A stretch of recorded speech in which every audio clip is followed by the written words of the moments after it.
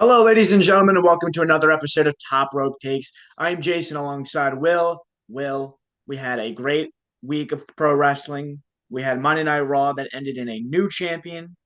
We had Friday Night Smackdown live from Philadelphia that I was able to go to. We're going to talk about all of that, but first I want to check in with you. How you doing, buddy? I'm doing great. Yeah, pretty solid week coming off of a shocking Elimination Chamber. I think we wanted to see what the fallout would be. And while John Cena was not there, we definitely heard some opinions from other wrestlers throughout, the likes of CM Punk, Randy Orton, and of course, Cody Rhodes.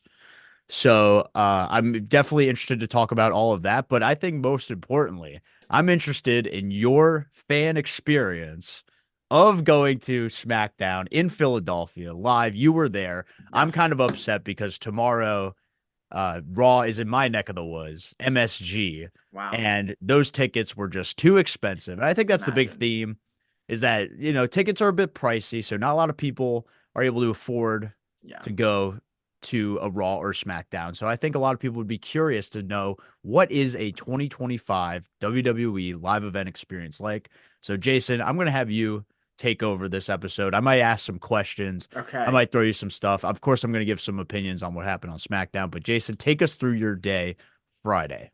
Well, first I want to start with you are absolutely correct. Tickets have gone up since I last went to a live TV event. This was a smack. It was honestly it ended up being just kind of an average SmackDown. But we had thought because it was right after this big elimination chamber that like it was going to be a really big episode, and that's why the ticket prices were so high. But I was shocked at that. That was my first initial thought. Was like, wow, we're paying three digits for TV. So that's kind of crazy. But overall, we had a really good experience. So I ended up going with a group of about eight guys for one of my buddy's birthday. He kind of really got into it. Like he was a lapsed fan who got really into it after WrestleMania 40, and now he's like a super fan. So we went for his birthday. And for anyone listening who's from the Philadelphia area, you kind of know like the thing to do before you go to the arena is you go to Xfinity Live, which is the kind of like it's not a bar. It's like a I don't know how you would. It's like an entertainment venue with like a bunch of screens and like kind of like almost looks like a food court. But then there's like the whole VIP section with like reserved like tables and chairs where you can watch generally sports and whatnot. But we got in and they had WrestleMania 18 on the big screen. They had The Rock and Hogan, so they knew their audience and who was going to be there on a Friday night. So we hung out there for about an hour before the show. Just had some drinks, hung out, caught the vibe. We had a lot of fun there. And then we headed over to the arena to the Wells Fargo Center, and it was just packed with people. I love one of my favorite things about going to a wrestling show is seeing the just absolute influx of merch that people have, whether they just bought it there or like they're bringing their belts or whatever. But like I don't know about you, Will, but some of the shit is so funny to me. Like the stuff that people decide to either buy or bring with them. Like my one buddy, the guy whose birthday we were celebrating, he's like, "Oh, I forgot to bring my championship." I'm like, "Brother, you don't need you don't need it. Like you'll be okay. You'll enjoy the show without your replica title." But I get that like some people love that. Like some of the funny things that I saw were like grown men with like the Alexa Bliss doll, and I was like, "This is the funniest. Like this is the only thing you see at like a wrestling show. Like I love it." Um, so What's yeah, like I mean what was like the craziest thing? Because I know what you're talking that's about. up Like you'll there. see people walking around with the big gold belt. You'll see Yeah, them with the giant chain. yeah, See kids with like belts the size of them. Like they're just yes. walking around with these giant title belts. But did you check out the merch table? Was there anything that kind of piqued your interest there? So I kind of came into it actually thinking that I was probably going to buy something, but I had something very specific that I wanted that they ended up not having, I think due to recent events. But I was actually really hoping for a John Cena shirt that was specific to Philly. Like when he went to Indianapolis for the Rumble, he had the Colts themed shirt. And I was kind of hoping that for his run, they would have that for every city. And I was disappointed to see that they did not have a Kelly Green John Cena shirt, but so they didn't have that. And then there was really nothing else that like stood out to me there that I was super interested in. I could have bought a $600 Eagles replica belt, and I did not do that. So maybe that's a regret of mine. I don't know, but no, I didn't spend any money at the merch stand. I did spend money on two hot dogs and a soda though.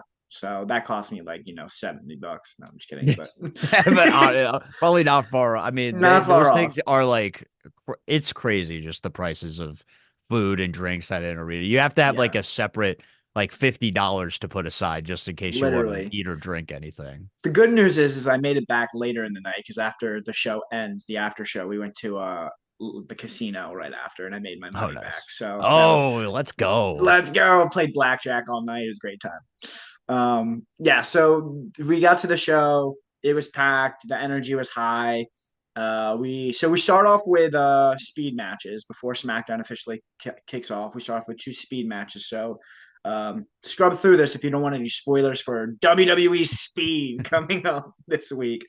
But the first match we see is Dominic Mysterio, who comes out, gets booed out of the building, taking on Ivar of War Raiders.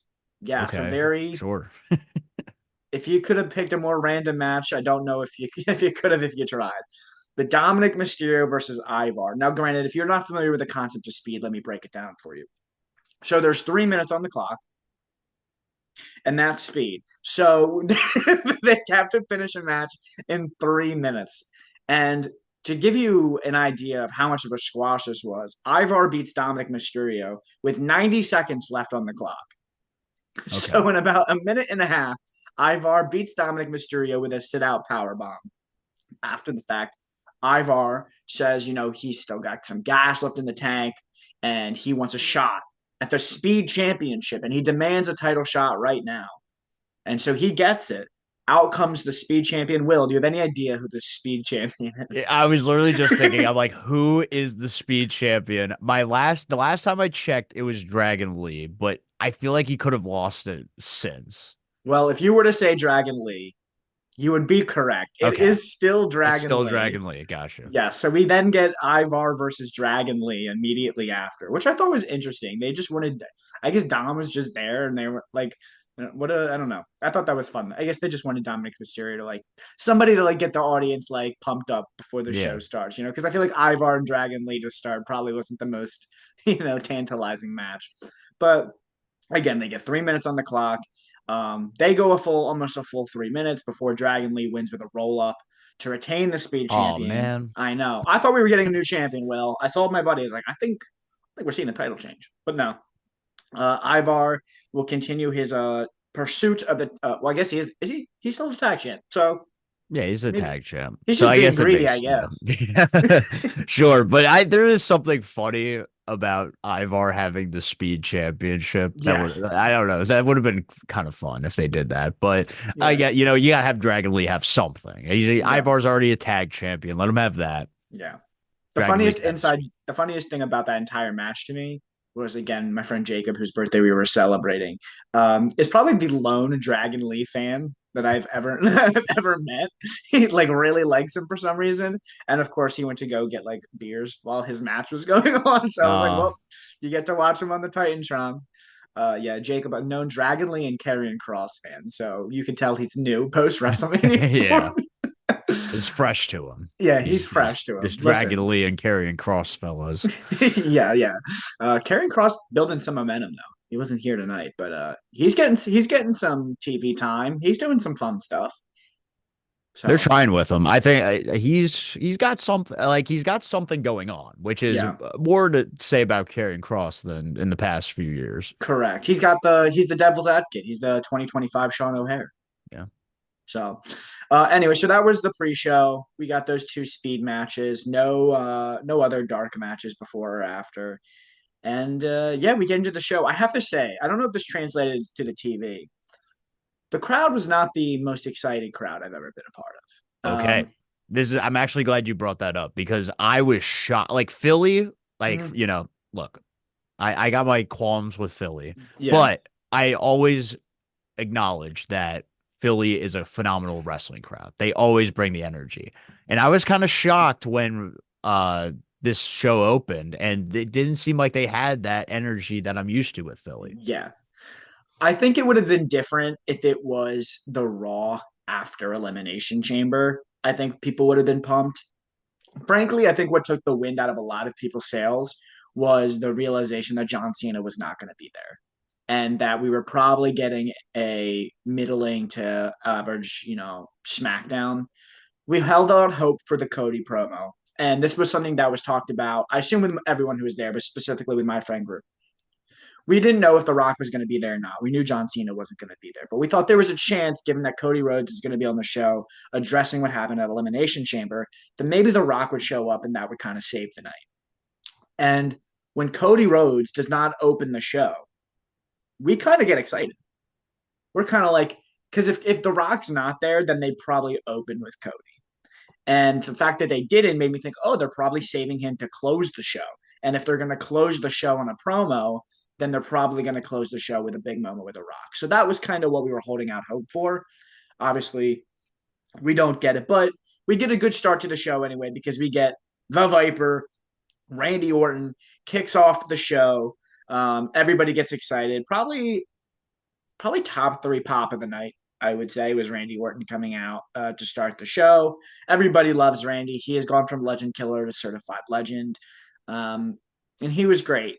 I told my one buddy, and I was like, the one thing I really appreciate about Randy Orton in 2025 is every time he comes out from that curtain, you can just see it in his face how much he really appreciates and is soaking in every moment. Like he knows he doesn't have a lot of time left, and you can just tell how much fun he's having out with these crowds. We were singing along to his music. He was enjoying it. He clearly went off the cuff a little bit with his promos. The reference to John Cena and the rock bottom, if you will. So I love Randy Orton. He's the wrestler who got me into pro wrestling as a kid.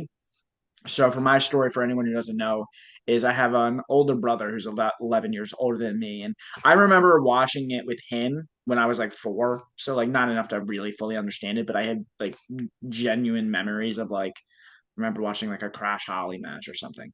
Anyway, but when I got into it on my own accord, was about 7 years old, and the program there were two programs that got me hooked into WWE in the summer of 2005.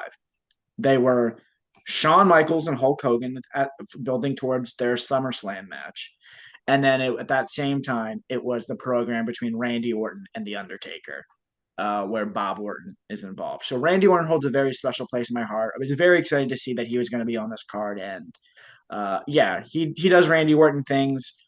I love the fact that they're building the story with him and Kevin Owens around the punt because because if one thing I like about Kevin Owens' character over the years is he's kind of been like the meta fan who like isn't afraid to break the third wall and is just gonna acknowledge things that like other wrestling fans or other wrestlers wouldn't. For example, um, like his whole gimmick about like the him on the top rope trying to hit or like never try to hit him with a superplex type thing because he's always going to reverse into the fisherman buster. I like that this whole story is kind of on a similar vein of like Randy Orton's been trying to hit this punt kick since 2009, and I don't think he's kicked anyone since 2009. So you just know that this is all building to like WrestleMania, where he's probably going to punt Kevin Owens in the head for real this time. So I've enjoyed that. Yeah, no, I mean, it was a fun promo from Randy Orton. I think he was able to get away with this type of promo considering like the different reactions from a CM Punk or a Cody Rhodes later on in this night. Uh, but I thought it was a little too like for what the situation was with The Rock and John Cena, I thought he was being a little too cutesy with it. Yeah. I get it's Randy Orton. I think he can get away with that just at his state. But what he was doing, he became a bottom for The Rock, Mm-hmm. whole new meaning to Rock Bottom, right, John? Right, Mm-hmm. John? Like he's kind of like he still feels like he's boys with John Cena, but he's Oh just kind of yeah. poking fun at John Cena. So maybe that plays into something later on. But for now, it was like, wow, this is a little different from like the intensity we saw from other Yes. people concerning the situation. Mm-hmm. And then it gets to the Kevin Owens thing. I think they were pointing out similarities with each other, but I also thought for a feud that's kind of on the more serious side, like Kevin Owens tried to end Randy Orton's career basically with the Mm-hmm. pile driver. He mentions it, but to end the promo on like we're gonna find out that Pat McAfee is only the second best punter in It's the a good line WWE. though. It's a fun line, but like not like the impact hard hitting line I would kind of want from this feud. Mm-hmm. But still Randy Orton's the guy. Like I'm not going to complain too much about it because it was fun and it was a great way to open the show. Yeah.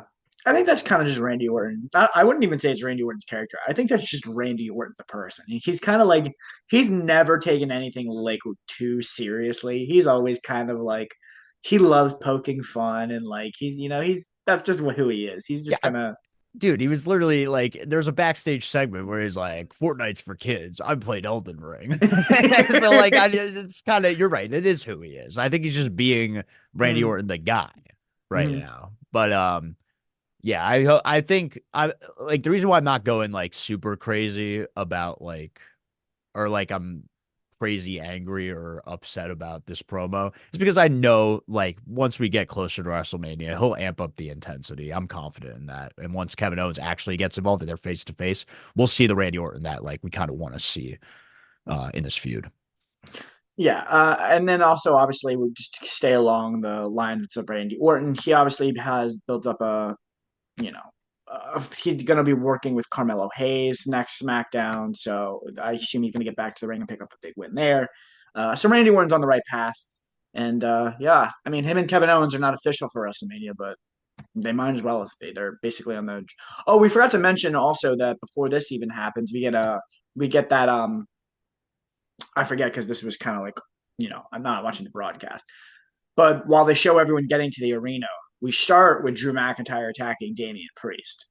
Um, and that obviously folds into later in the night. But I don't know about you, but Damian Priest, at least amongst my friends, has become like the running joke of like, who are you so excited to see Damian Priest tonight? Like, are you going to lose your mind when you hear "All Rise"? Like, I don't know. He's kind of in an unfortunate spot because he's a talented guy, but not very popular.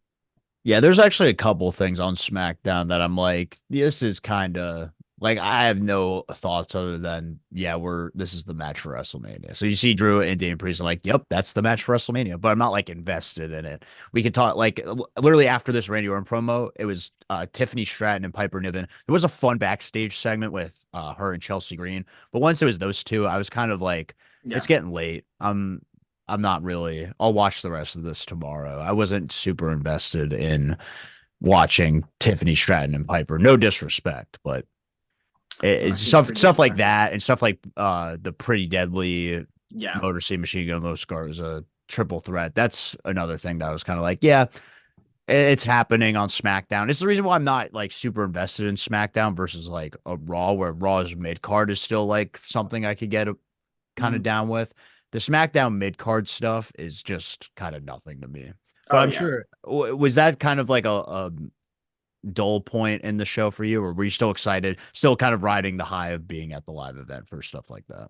I mean, to be honest with you, I think that has a lot to do with why the crowd was so low. Is because this show was all SmackDown mid card, frankly. Um, and so there's nobody super over in the SmackDown mid card. There's just not. Um, I mean, like you had already mentioned, right after this we got Tiffany Stratton and Piper Niven.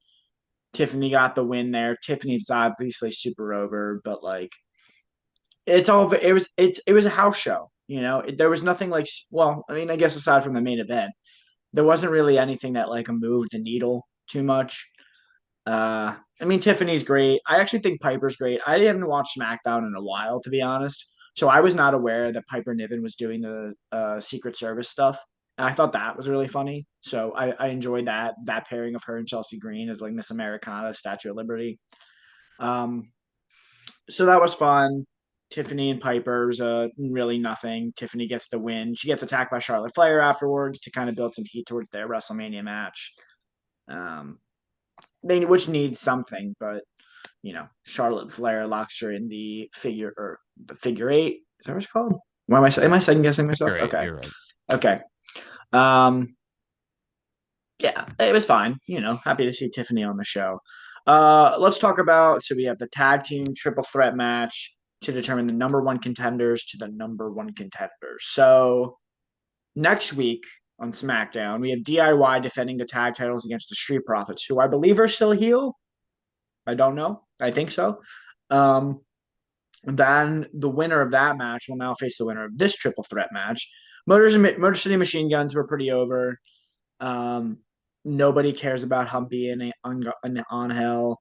And then Pretty Deadly starting to get pretty over. So Pretty Deadly ends up picking up the win, which I thought was kind of shocking, but I thought it was necessary. I thought it was the right move because I think otherwise, like they're gonna get released if they don't do something with them. And I think they are entertaining.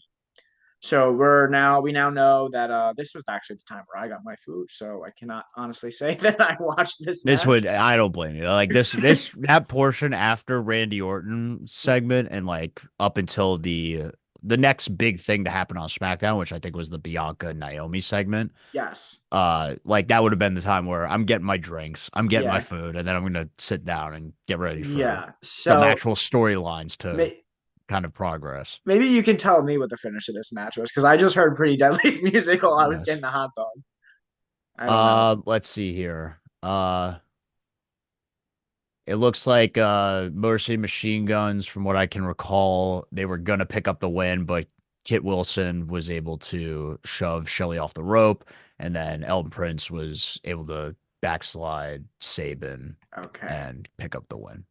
Copy. All right. So big win for Pretty Deadly. Do we think they're going to win the tag titles?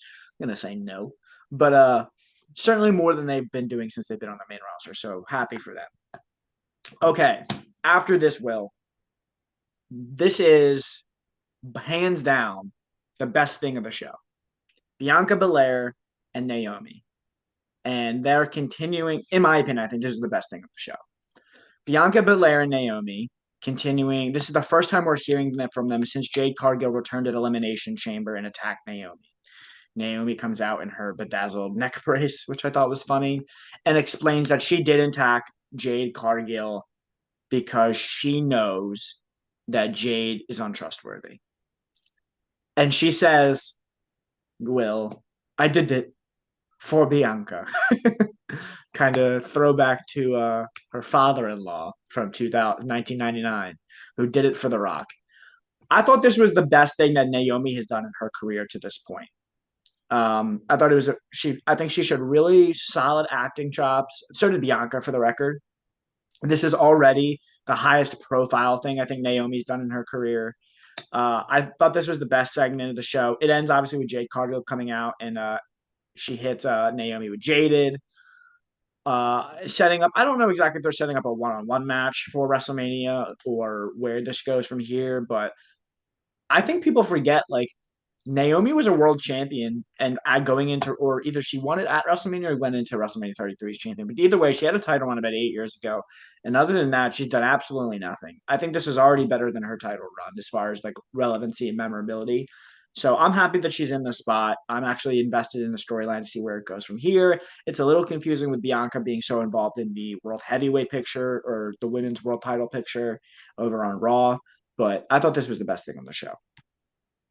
Yeah, I thought this was enjoyable for sure and entertaining. I did like the kind of realistic factor of them kind of talking over each other. I feel like it Mm-hmm. was that made it more of like a real interaction.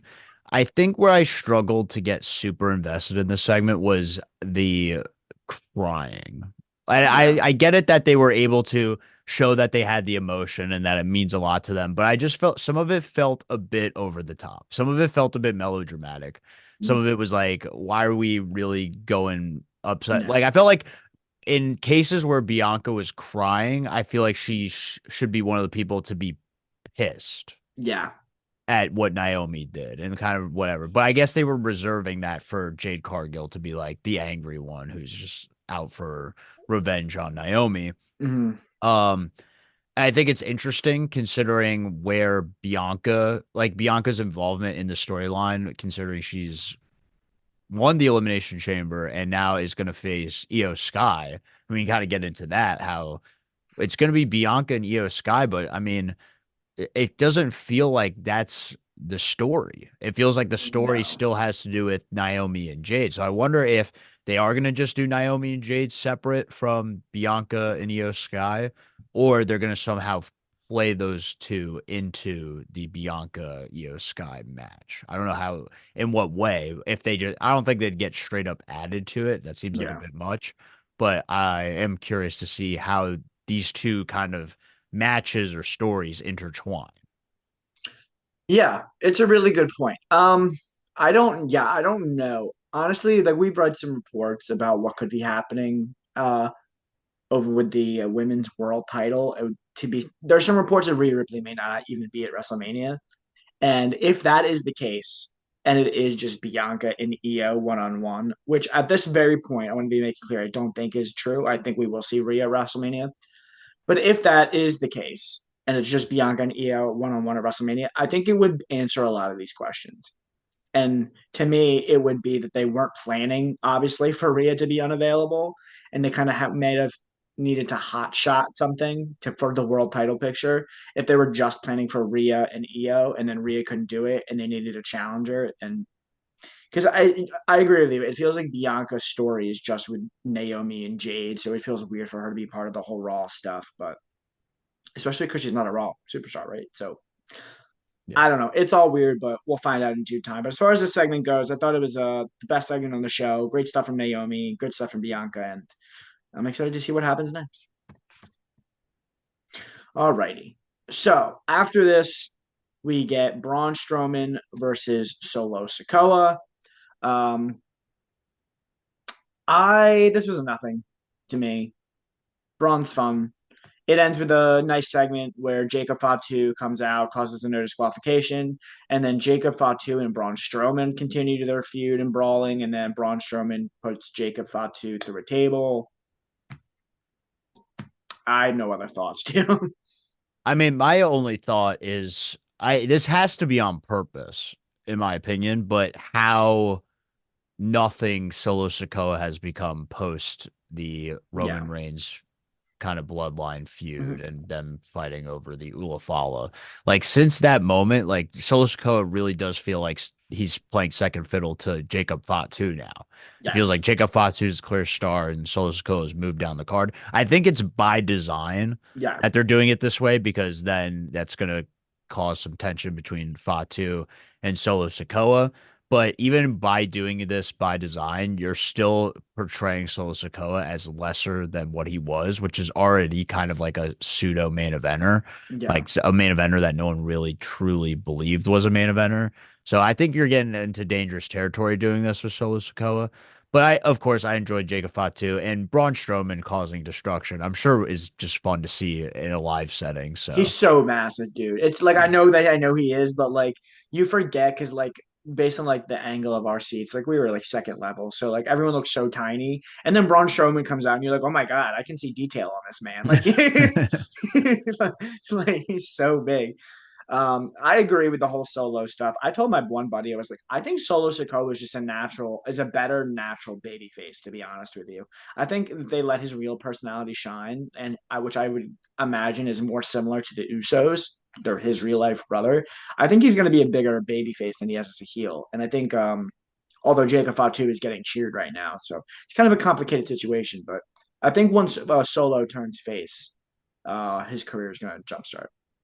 yeah, I honestly think everyone in the Yeah, like the bloodline have a good personality to the point where they could portray really good baby faces. But right now, Jacob Fatu is just set up to be like this kind of monster heel. yeah. And Solo Sikoa just kind of needs something to rejuvenate him where turning him babyface would probably be the right move. And just have him be a fun solo. And then you can bring up those TikToks that he used to make. And that'd be How awesome. can I pitch you this? Yeah, Okay, top rope take. You ready? let's Okay, do it. here we go. At WrestleMania, Jacob Fatu does not have a match. Okay, no match for Jacob Fatu. I know it's very upsetting. However, Jacob Fatu screws Jey Uso out of the World Heavyweight Championship. Whoa. It's setting up Jacob Fatu and Jey Uso for after WrestleMania. And who comes to Jey Uso's side but his brother Solo Sikoa? And that's how you turn Solo face. And See, you make Jacob the heel by having him go against Jey Uso. I don't like the idea of Jay losing at Mania. I think you got to have Jay win because I think on the other side, I don't think Cody's retaining. So Mm-hmm. I think you got to have Jay win. But I don't mind Jay winning and then Fatu coming out and like laying his claim on like the Raw after WrestleMania. Yeah. or something like that, being the first challenger. I think it'd be an exciting first challenger. Where like, he's got his new bloodline with him, Mhm. and then, Jay needs backup, so he gets like Jimmy Uso, and then finally Solo Sikoa comes to his aid and like Right. helps him defeat Jacob Fatu. Uh yeah, I just don't it seems like a lot for WrestleMania. But Yeah. I think Jacob Fatu kind of needs a WrestleMania match. Like he's had such a hot year. Like I would love to see him just have a singles match at WrestleMania. Even if it's just Braun I mean, Strowman. even if it's just Braun Strowman. Like it could have a fun 9 minute anything goes kind of match. Yeah. No, well, we'll see. But I think Jacob Fatu, for as much as he's getting cheered, I think they need to what's the word? I think they need to continue with booking him as a heel, though. I Yeah, think 100%. like I don't want to see him be like an actual baby face at this point. Yeah. Okay, so that was Braun and Solo and Jacob Fatu. Braun puts Jacob through a table and yada yada yada. After this, we have Chelsea Green, or I guess Cactus Green, defending the Women's United States Championship in a no false count anywhere against Mi Chin for the and my one buddy was like, "Are we gonna?" I think Mi Chin's gonna win. I was like, "I really hope not." I wasn't sure exactly how this finish was gonna be because I think the whole Piper stuff was played out.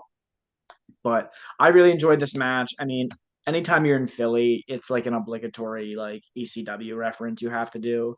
So the no DQ matches are always fun with the table spots and whatnot.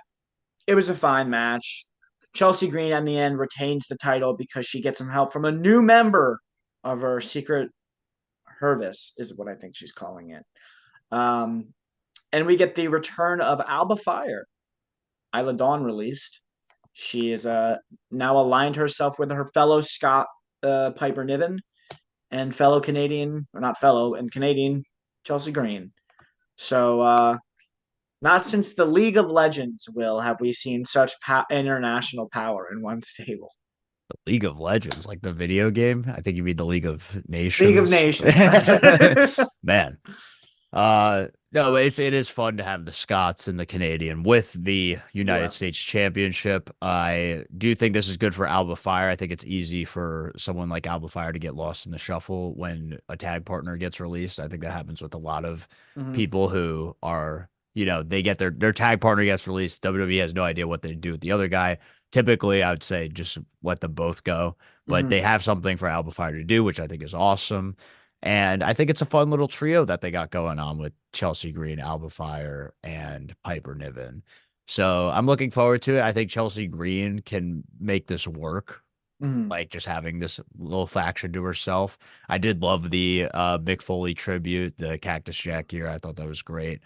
And yeah, just a fun, fun street fight here in Philly. Do the street fight stuff, have some fun. And I do think it was cool that they kind of built off this Chelsea Green United States Championship run. Could really turn into something that whoever ends up defeating Chelsea Green will kind of be a big star because of it. I'm Mm-hmm. hoping that it is like a call up of sorts because I really am not uh captivated by this SmackDown mid card in the No. women's division. Or the other alternative, if it's not someone you're calling up from NXT, uh, maybe it is one of Chelsea's cohorts that end up turning on Chelsea and end up winning the title. If I had to guess, I would say Alba and Piper are just going to form a tag team post Chelsea and like kind of be honestly just like toying in that area. So I don't think either of them are going to be single stars, but you never know. I would like to point out in this match though that Mi Chin came out wearing a Brandon Graham jersey, Super Bowl legend, and not even that was enough for her to get cheered. Really unfortunate stuff for Mi Chin. She did cause a lot of Eagles chants though, which were going to happen anyway.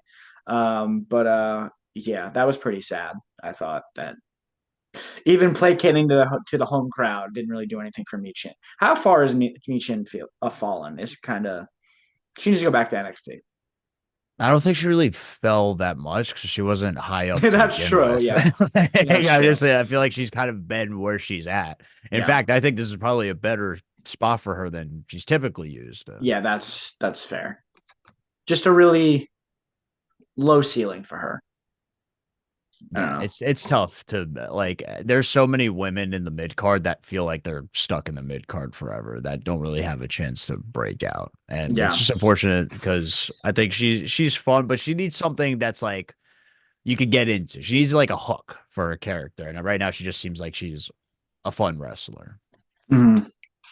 All right. So after this match, we finally have our Cody Rhodes promo, which told us that The Rock was not coming out because it was not closing the show anymore. Cody Rhodes cuts a typical Cody Rhodes promo. Frankly, I don't think he said anything of relevancy other than cutting a promo on a heel John Cena. No Rock showed up. It was fun to see Cody, but kind of disappointing. Well, Really, I thought this was my favorite thing on the show. I thought Cody cut a fantastic promo coming off of Elimination Chamber, talking about the I did love his like talking about his little girl asking like what happened to your eye, and him being like, well, I had to tell a Cody lie. He ran yeah, into a wall, and he really did. He ran into a wall, but it's The Rock and John Cena, and how he's got to come to the realization and just realize that it was John Cena, the guy who said never give up, this guy who is his hero, who he looked up to, the standard bearer of being a top babyface champion, and he finally gave up. And so he then turns John Cena's catchphrase on him. If you want some, come get some. And just something about Cody Rhodes. And he also did the whole like kind of like fired up Cody Rhodes promo that we usually get. Like, you guys chose me. Like, this is yeah, the story that started in the 1970s when they took the belt away from my father. I finally got it. You guys hmm cheered me. It just works for me. I don't know. It works for me every time he does it. He's just one of the best promos we have in WWE right now. So anytime he's on the mic, just being Cody Rhodes, I'm into it. And I thought this was fun. If you're not gonna have Cena or Rock on the show, I think this is the best thing you could do. No, I mean, listen, if you're not gonna have Cena Rock, you better damn well better have Cody Rhodes. Like, otherwise, I want my money back. But Yeah. do you imagine if the best I got was Drew McIntyre? No, Um, not just Cody Rhodes, but Cody Rhodes cutting like a really solid babyface pro, like a fired up. Because like if Cody Rhodes was just there and he didn't do anything or just had a match, like it would yeah, have been kind of weird. But he cut. I feel like he kind of kept the momentum going, and he also kind of put the ball in John Cena's court by asking him why. Like, what yeah, is the reason why you're doing this? And then he makes a couple fun little remarks about how you're probably going to say fine speech at some point in the middle of the yeah, promo or whatever. But at the end of the day, there's no real true answer for why you did it. But him saying that makes it more intriguing as to, well, why did John Cena really do this? Why did he turn on Cody? Because Cody is right. What is the reason? There really is no justifiable reason for you doing this. So whatever John Cena does end up saying, it'll mhm, be that much more captivating considering the points Cody brought up in this promo. yeah. Everyone in my group was super excited to see Cody. This is definitely a Cody crowd, and happy to see him. So we'll see where they go from here. His black eye, boy, can Travis Scott throw a punch. That was kind of nasty. After this, we get Drew McIntyre versus Jimmy Uso in a nothing burger of a match. Um, you know, whatever. Claymore to win. And then afterwards, they do another pull apart segment with Drew McIntyre and Damian Priest. Again, man, like nothing burger. Like they deserve. I don't know what they can do to this feud to make it better, but both these guys deserve better, and they're both talented. But damn, man, I am not interested in this whatsoever. Yeah, it's tough because Drew McIntyre, I felt like he was starting to get into that main event picture. Like even after the CM Punk feud, I thought him like kind of tying it up with Rollins and Mm-hmm. Reigns and still having interactions with Punk, like they're still going to keep him hot. Him being with Damian Priest, I think their thought process is like, well, we're bringing Damian Priest up by putting him with a Drew McIntyre, but Yeah, I just don't think it's working out the way they expected. no. I mean, we're probably gonna just get this match at WrestleMania, which is fine. Who should win this match at WrestleMania? Oh, oh, that's a good question. I would say right now. Hey, this could obviously change as we get closer to Mania. I I think I think Drew's got to win. I think there's more to do with Drew right now Mm. than Damian Priest, and I think I mean, Damian Priest is still old. Like people forget how old Damian Priest Yeah, is, but I just don't think him winning. Like I don't know what you do with him after that. Like because I really don't want right, to see him move on to like another big main eventer. I'd rather see Drew win and then move on to a Reigns, a Rollins, go back to Punk or something more interesting for him right. than Damian Priest move up in that regard. I completely agree. I think Drew should absolutely win. He's the bigger star. He's got more momentum. And again, I don't know what you do with Damian Priest, but you got to do something because whatever he's currently his gimmick is not working. And that brings us to our main event, Will, for the United States Championship. Shinsuke Nakamura defending the U.S. title against L.A. Knight. Yeah, L.A. Knight, biggest pop of the night by far. If I had to put it on top three pops of the night, I would go L.A. Knight, Randy Orton, and Jacob Fatu, which I don't think is a shock to anybody. This was a fun match, only about 10 minutes long.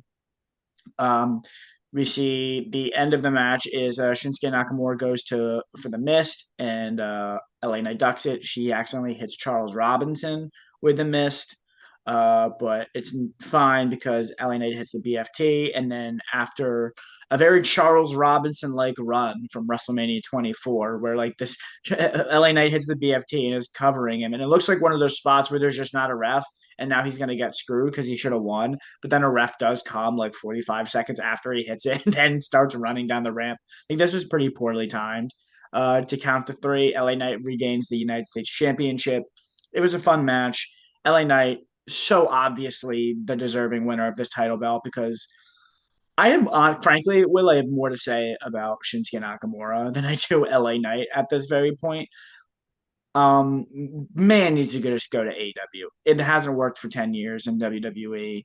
They don't know how to book him. I'm sorry, but you've been in WWE since 2016 and we're still not cutting English promos. Like I get it, like you're a Japanese star, like it's your first language, but like it's just about connecting with the audience at this point. And it's not working. The only way that they've ever been able to book Shinsuke Nakamura completely is to just let him be his thing as a babyface and let him just be a great in-ring wrestler. And unfortunately, that is not the culture in WWE, and it has not been for a while. It worked when he was in NXT because that was the culture in NXT, was you were taking these indie guys who came from these high work rate companies who focused on having really great pro wrestling matches, and that's where he thrives, and that's why he was able to get so over. That is not the culture of main roster WWE, and it's why it hasn't worked for Shinsuke for forever. So I really think that Shinsuke should have left WWE a while ago. Frankly, I think there's so much more exciting things for him to do on an AEW. Give me Nakamura versus Okada, Nakamura versus Osprey, Nakamura versus Danielson and Hangman, and that is so much more interesting than whatever Coda Paint they want to put Shinsuke Nakamura in next month. But it hasn't worked. I'm glad he dropped the title because did he even defend it in his? He won it in November. Will, it is almost to the end. It is like it's 3.5 months later, right? Yeah, like, and he hasn't done anything. So thank God he dropped it. Give LA Knight a match at WrestleMania that he deserves. Shinsuke Nakamura, we'll see you in New Japan. We'll see you in AEW because I'm over you in WWE. I mean, I could already see it now. Shinsuke Nakamura arrives in AEW. MJF gets on the mic. Hey, Shinsuke. I mean, Shinsuke. I'm sorry. I'm sorry. Yeah, yeah. You could already write the MJF promo. But I do agree with you in some sense. I really did have high hopes for this Shinsuke Nakamura run. I mean, if you could recall, like after War Games, I'm like, man, this could be like they could finally bring back Shinsuke and do something interesting with him. I think the problem isn't necessarily that he can't cut English promos, because if I were having him cutting English promos, it would just be like one sentence or like Right. I'd keep it brief with Shinsuke Nakamura and just make it about the in-ring stuff. But I just think he hasn't had compelling storylines, even with some of the top guys. Like he had storylines with Rollins, they gave him storylines with Cody. But even when they did that, it was just not as captivating as other people Not they interacted captivating, Will. with. It was the Nightmare Before Christmas story time. That's what we got from Shinsuke Nakamura in his main event run. It was terrible. Yeah, it wasn't good, like just straight up. But the thing is, it was disappointing because we've seen him perform so well in WWE in the past. Like I remember him doing that. He had like a run that was, I'm not gonna say it was Kofi Kingston-esque, but he had a great gauntlet run during like the Thunderdome era where people were like, "Oh wow, like remember Shinsuke being good?" And then like Yeah, when he was in that 2016, 2017 era of Shinsuke, while they took a lot of missteps, when they finally got him winning the Rumble in 2018, it felt like, okay, we could finally just have him be babyface Nakamura would be great. Just have him win the title at Mania. You know, he could be babyface, but then they have him lose and turn mhm, heel. And then from that point on, they've just done the wishy-washy face heel thing, like he's the big show. yeah, And it just really the inconsistency of Nakamura is why no one can really get behind him anymore, even yeah, when they throw him a bone every now and then. So you give it to LA Knight, who's actually been one of the more consistent people on the roster as far as he comes out there, he gets a great reaction. You know what you're getting with LA Knight. So give him the title and have him be in a better feud that he can really bounce off someone with than a Shinsuke Nakamura. Because I do think if you give LA Knight the right opponent, he can deliver on a feud. Like I really enjoyed the stuff he was doing with Logan Paul when they were feuding yeah. for the United States Championship. So And I wouldn't be um shocked if they went back to that. yeah, it would be a good step for that. I wouldn't I would keep Logan Paul away from any mid Yeah, card title. I'd keep him above that, but you could do some interesting stuff with LA Knight. I don't have a name per se right now, but you know, that's why there's NXT. Maybe he goes back to TNA and he starts doing a US Open challenge there. I know that's probably not going to happen, but we could have fun. I could see him being involved in like the solo stuff. I don't. I honestly have no idea what you do with him, but he deserves something. He's gonna get something. He's too big of a star to not be on WrestleMania. But again, it just goes back to what you were saying about the SmackDown mid card scene. Like it's really a bunch of nothing. Um, Oh, it's going to be I realize it's probably going to be Carmelo Hayes, right? That's probably going to be the maybe. feud. Yeah, He's the only like heel mid card guy that I could see being in a feud with LA Knight. maybe. I mean, he's gonna probably Carmelo Hayes is gonna lose to Randy Orton next week, right? So Yeah, but that's I mean, of course, he's going to yeah, win against Randy Orton, but yeah. that doesn't mean he can't fight for the U.S. title. In fact, I think him losing to Randy Orton means he's next in line for the U.S. Is title. that how that works? Yeah. I think so. I mean, that's kind of what it feels like. Maybe. I don't know. Again, Carmelo Hayes, another guy who wasn't even he was technically like on the show but didn't wrestle. Like there's so many people on SmackDown mid card that it's just like there's no direction for. But anyway, just to wrap this up, I'm happy LNA won the US title. The crowd was happy he won. Shinsuke Nakamura, please, for the love of God, go to AW.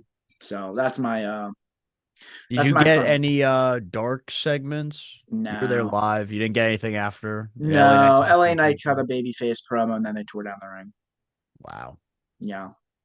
So would you say, I guess overall what I'm asking Jason is did you think it was money well worth spending? Did you have I know the SmackDown wasn't great, but did you have a good enough time to be like, you know what? I am glad I spent 3 digits to sit and watch the SmackDown with the boys because you know you're there with your friends. Yeah. I mean, listen, I think if this was a show that I had just went to like with my dad, I would have been like, well, that was kind of a nothing burger. But like we were there for my friend's birthday. There was a large group of us. We were all marking out, being ridiculous. And then, we had a good time. So I have no regrets about it. I'm glad we went. It was a fun show. Would you recommend to other people going to a WWE live event in 2025? Pick your spots wisely, There you is go. what I would Wise say. words. I would say know who's gonna be there. No, go to a pay-per-view if you can over TV, is my honest opinion. I'll tell you what, I'm already kind of upset that they announced Rollins and Punk in a steel cage match for MSG. If John Cena somehow makes a surprise appearance, I'm gonna be so I'm angry if that is the I case. don't think you will be. This is a good transition because let's talk about some of the big stuff that happened on Raw before we wrap up. The one big thing. Let's talk about the one Okay, thing let's that talk about happened the on one Raw. big thing that happened on Raw. I do not think Cena's showing up at Madison Square Garden. I think they made it very clear he's first appearance is going to be on the 17th, and then he's like on every show after that. Um, I do think you will be getting a big name making an appearance though at Madison Square Garden. Oh yeah, Yeah. you think Do you Rock's know? coming out? No, not The Rock. Oh, What's the who? main event of the show? Well, what? Punk and Rollins. Yeah. Oh, so you think Roman's coming out? Hmm. Hmm. Madison Square See, I'm Garden, not baby. I'm not too upset about that because I've seen Roman multiple times Yeah. during the Bloodline run. So I'm not crazy. If Cena were to show up though, it'd be like that would be tough. And same with The Rock. But Roman I can live without see like I think it would be a great moment and Hmm. I think I'm intrigued to see what he'd do. But real quick, we'll talk about the Punk Rollins thing because I think it's the honestly what Punk did on Raw. I don't know if this is a top rope take or not. I think it's the best thing he's done since his return in WWE. Better that like because this is the CM Punk everyone wanted Yeah. when he was coming over to WWE. Kind of just like angry, pissed off CM Punk. We didn't want to see, is it great to be alive in Yeah. so and Yeah. so town? We wanted to see Punk upset with what's going on with WWE at the moment. And people, what's great about WWE now is people love WWE as a program. So CM Punk can do this. People Hmm. can still agree with him, but people are still not going to bash WWE. He can bash in a kayfabe sense what The Rock is doing while still teetering the line a bit because he's still bringing up Dwayne and the goosebumps. And I did love all that, calling him a bald fraud. And then, in fact, when he gets to Cena, talking about Cena being a bald fraud as Hmm. well, which I don't know if you've heard the reports. Apparently, Cena might be shaving the head. Uh, Oh, yeah, really? yeah, which I would love to see him and The I think that Rock. makes so much sense because he looks Yeah, ridiculous walking around like like with the bald spot. Like, I think it'd be a great look for him. And I love the line at the end that he threw. This was like the kind of line where like it could have come across like the Pat McAfee line from Randy Orton, where it could have been seen as like a little hokey, a little corny. But when Punk delivered it, it like really hit for me. It was like, when you see me coming, you're gonna make a wish that you hmm. didn't, Yeah, or yeah. something. I'm paraphrasing a bit, but he used the make a wish thing back at John Cena. So I thought that was all great. And then gets to Seth Rollins talking about Becky Lynch. You better get your man before I do because he's going Hmm. to end up in a wheelchair. And then their brawl was awesome. I think It this was is like great. the ideal pull apart brawl where you're separating each other but still trying to get in like Hmm. hits and they looked stiff. Like it looked like every time they were getting at each other, they were really trying to tear each other apart. Yeah, So I enjoyed this segment tenfold, and I think it's again, along like that and the Drew Punk Hell in a Cell match, two favorite things Punk has done since returning. I agree. I think a pissed off CM Punk is the best version of CM Punk, and I think it's also why the pull apart worked is because I think a lot of times these pull aparts feel cheesy when there's no intensity building up to it. When someone's just cutting like a very casual promo, and then the other guy comes out, and then security gets involved, it's like okay, but there's no heat building up to it. So I like this from Punk and Rollins. Too bad it was like only two things on a 3 hour show that were relevant. But yeah, it was good stuff from CM Punk, and I'm excited to see their steel cage match tonight or tomorrow night, and we'll see where it goes from here. Yeah, I'm excited. It's interesting they brought up Roman because I actually was not thinking about Roman, but that does seem like the right spot to have him come back in is during the Punk Rollins steel cage match. I wonder it would be I feel like it would kind of be lame if the favor is Roman somehow helping Punk win this match against Rollins, but you can't rule it out, I guess. No, I don't think that would be the favor, but maybe I don't know. I don't know. We'll have to see. And then lastly, just to wrap this up, obviously we had a big world title change on Raw as well. Io Sky, your new women's world champion, defeating Rhea Ripley in shocking fashion. Bianca Belair, as we already mentioned, kind of involved in this storyline as well, pulling double duty on double shows right now. So we are officially getting Io Sky versus Bianca Belair for the women's world title at WrestleMania. There are some reports, whether or not they are true, we do not know, that Rhea Ripley may be out of WrestleMania 41 completely due to injury or personal issues. They're not 100% sure. That would be certainly a huge blow.